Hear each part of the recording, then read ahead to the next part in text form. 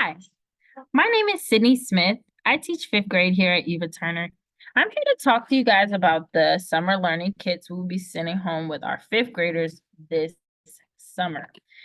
These summer learning kits are used to help with the summer slide. Some of you guys may have heard the term summer slide, some of us may have not. The summer slide is when students fall back academically over the summer, just lacking the knowledge and not getting enough stimulation over the summer and just not getting that learning that they need. These learning kits will help give you the tools that can help spark students' curiosity and get them ready for the next year. Okay. So I'm going to discuss some of the things that are included in our summer learning kits. So the first thing I want to discuss is our Mad Libs.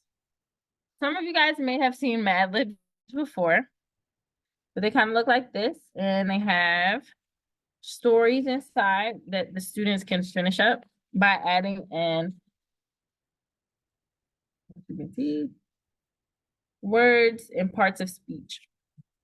So students will have to know their parts of speech. They will have to come up with a noun, adjective, verb, anything to complete the story and come up with their own stories, which is pretty cool because it helps them work on their writing and their punctuation and their creativity.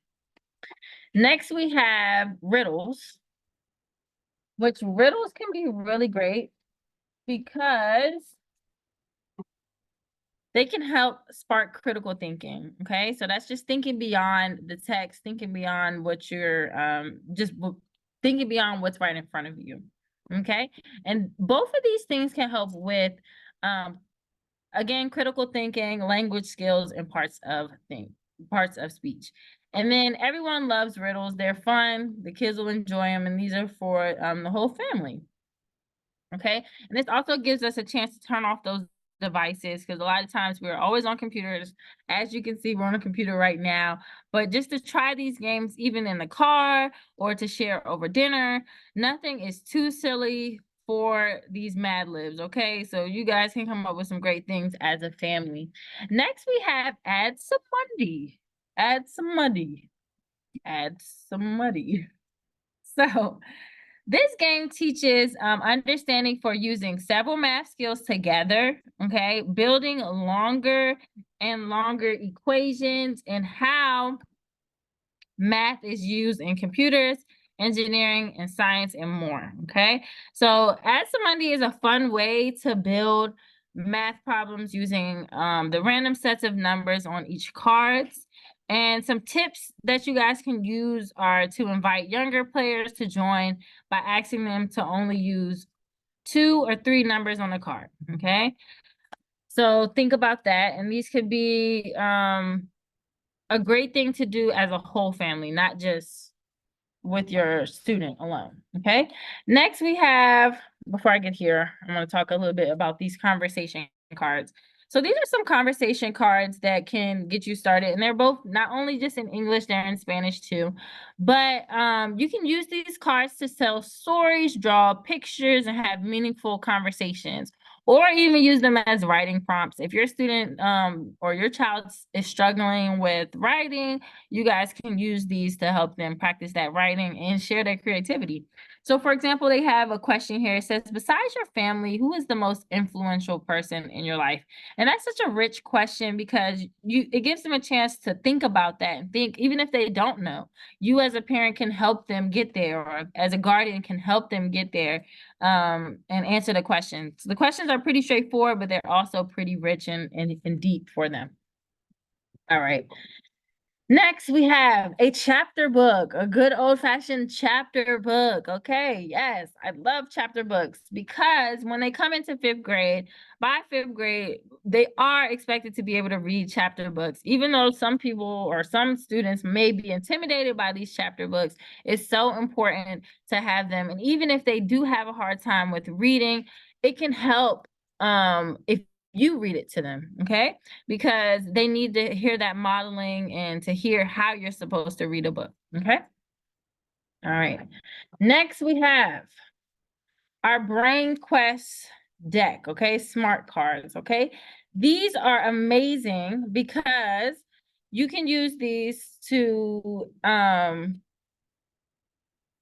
some questions across various subjects, okay? And it helps reinforce grade level learning as in Common Core standards. So the stuff that we're learning in class, they're asking questions about that'll come back up. So they have English questions, they have history and civics, miscellaneous questions, science, math, and geography questions. And then they have the answers on the back. But your students can go through and you can ask them these questions, and then you can even go over them and then continuously go back for them to understand each questions. These questions are great because it just kind of reinforces, like I said, what we're learning in school now and gets them ready for those questions. So an example question that they have here is, which is greater than 90 degrees, an acute angle or an obtuse angle? Of course, it'll be an obtuse, okay? Obtuse angle. But you guys can always find the answers right behind the next card, okay? Which is an obtuse angle. All right.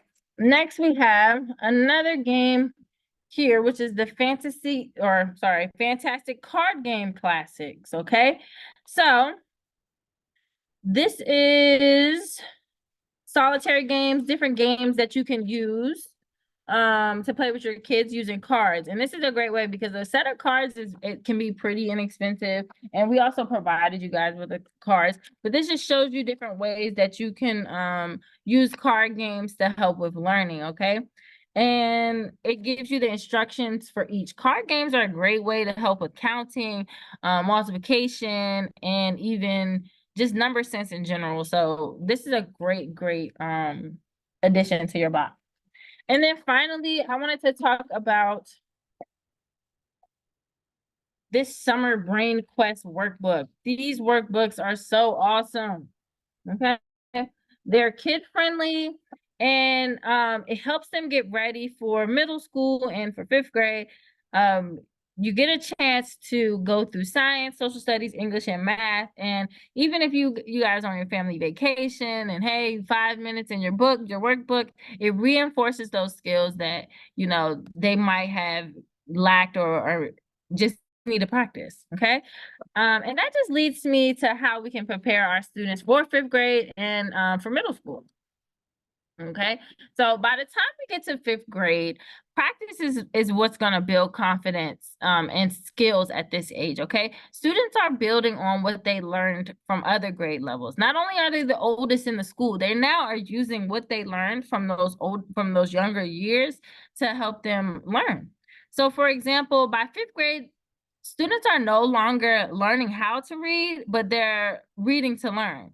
And then also similarly, they are using math skills from early grade levels to solve more complex or harder problems now.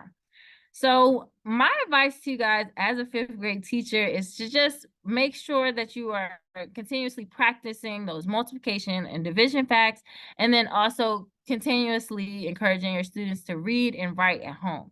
Okay, school is not the only place that they can practice academics. It's always, and it's almost like mandatory, or it's what's going to help them if you continuously practice with them at home.